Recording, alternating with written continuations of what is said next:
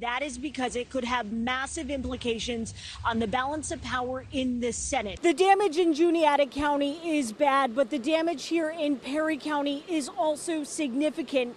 This was a road, and you can see that now half of it is completely collapsed, and part of that guardrail that goes over the Buffalo Creek went with it. I'm going to have you kind of walk with me just to show you what's going on, because more people are starting to trickle in. The former president here in Lancaster County at a town hall speaking for about 90 minutes, focusing on the economy and immigration, but also attacking his political opponents. And because of that assassination attempt, there is extra security. Nick, I'm actually going to have you turn your camera. You can see police here on horseback. They've been kind of coming up and down this road. What's your take on that, and what's most important to you as a voter? It was just over 12 hours ago when a gunman walked in, held staff hostage, and then ultimately opened fire. Governor Josh Shapiro calling it the act of a coward. Now, both sides admit there are some good investments and good ideas in it, but Republicans are significantly worried about spending. You could very well be doing that for the Harris campaign. Why not? I've come here to ruin everyone's night.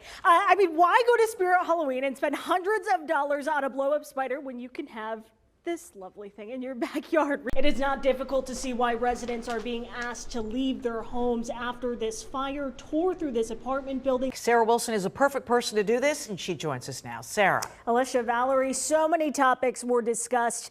Everything from the crisis in the Middle East to social media and the economy.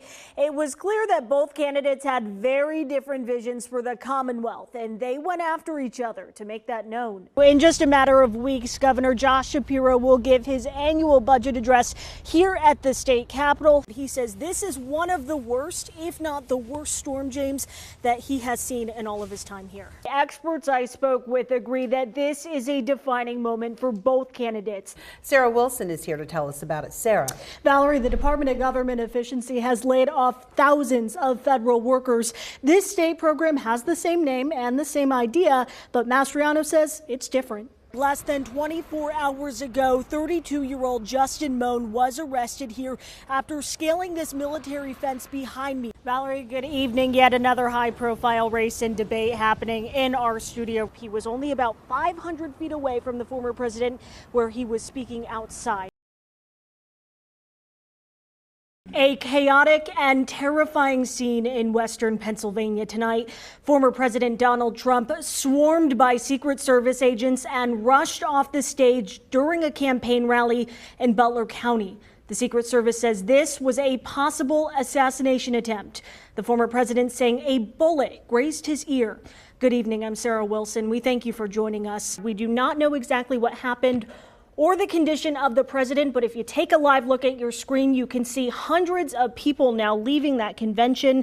Again, this is in Butler, Pennsylvania, a Donald Trump rally. He was escorted off the stage by Secret Service. That breaking news coming out of the Dauphin County prison tonight. A small plane crashing in Manheim Township, Lancaster County.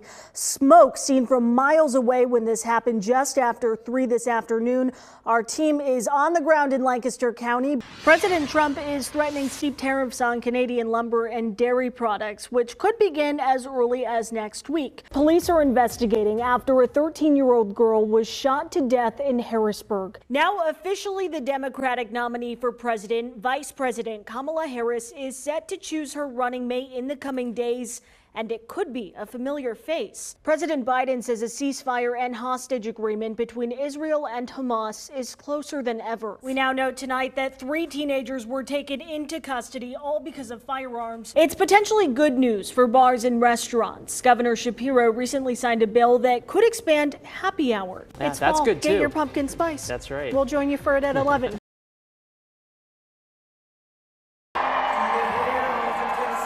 Donald Trump stopping at Lancaster County's convention center as he travels across the biggest battleground state. Thank you very much. Thank you. The former president fielding questions from a mostly white audience. His primary focus, the economy, which polls show is the top priority among voters. We're going to make our economy great, and you're going to really come along with it. And all of those other things that I talked about, including no taxes on tips, all of that's going to be just something very special. But Trump not saying how he would do that. He also touted energy independence. So we're going to let them frack like a duck. Frack. Trump also talking about the immigration bill. Some Democrats blame him for killing. The bill was a disaster, by the way. It was a horrible bill. Would have let people have immunity. It would have given people, millions of people would have allowed it to come in aimlessly. He's vowing to secure the southern border. I think what's happening at our border, where they're allowing millions of people to come into our country every year, totally unchecked and unvetted, coming from prisons and mental institutions and coming in as terrorists. The former president not mentioning abortion, an issue he's behind on in the polls.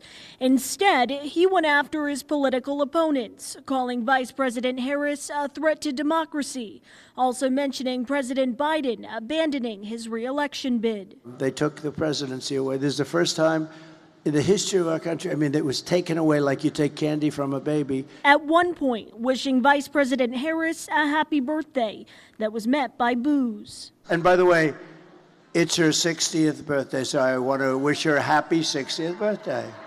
Right? No, happy birthday. And many more, and I mean it, so, I do mean it. He entered carrying with him a bag that did include a handgun and zip ties. Carrying that bag into the UPMC Memorial Hospital Saturday morning, police say, was 49-year-old Diogenes Archangel Ortiz. He headed straight for the ICU and held an unknown number of UPMC staff hostage, at least one woman bound with zip ties. In total, he wound up discharging his firearm and struck 3 members of the UPMC staff. Among the injured, a doctor grazed by a bullet, a nurse and a custodian also hit, all expected to be okay. Mr. Diogenes Archangel Ortiz came out holding at gunpoint a member of the UPMC staff who was also had her hands tied with the aforementioned zip ties. Then, an exchange of gunfire. The officers, left with no recourse, did open fire and did shoot and kill Diogenes Archangel Ortiz. The York County District Attorney says during that exchange, West York Borough Police Officer Andrew Duarte was struck and killed.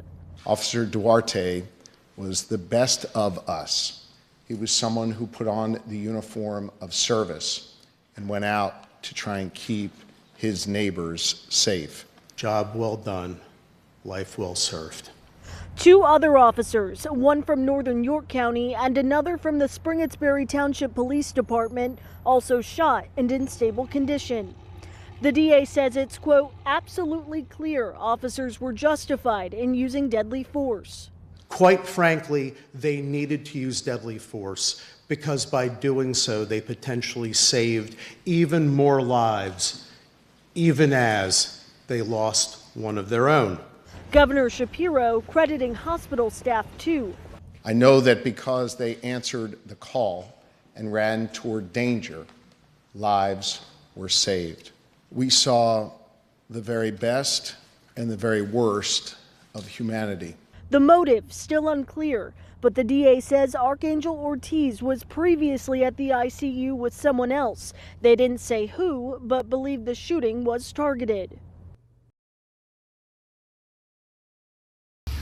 A path of destruction left by Debbie.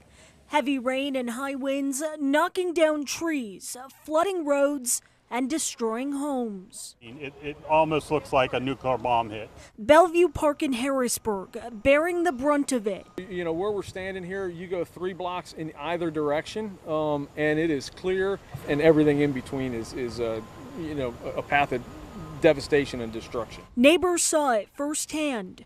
Kent Hurst, perhaps more than anyone. I was terrified. I was screaming. He says he heard what sounded like a freight train, and then everything collapsed on me, and I was buried in wood and insulation. It was from that tree. He's okay, but his home and so many others in the neighborhood are not. As soon as we walked out, we were just in absolute disbelief. The damage is different, but the stories and the shock are similar. We were woken up about 4:30 with the sound of the wind and then things hitting the roof and then just all mayhem breaking loose. We got lucky. It's terrible. I mean, it's the most freakish thing that's ever happened to us as homeowners. But through it all, a symbol of hope. An American flag that stood for decades, now dangling proudly on a fallen tree. Thank God everybody's safe. Nobody was hurt. Things can be fixed.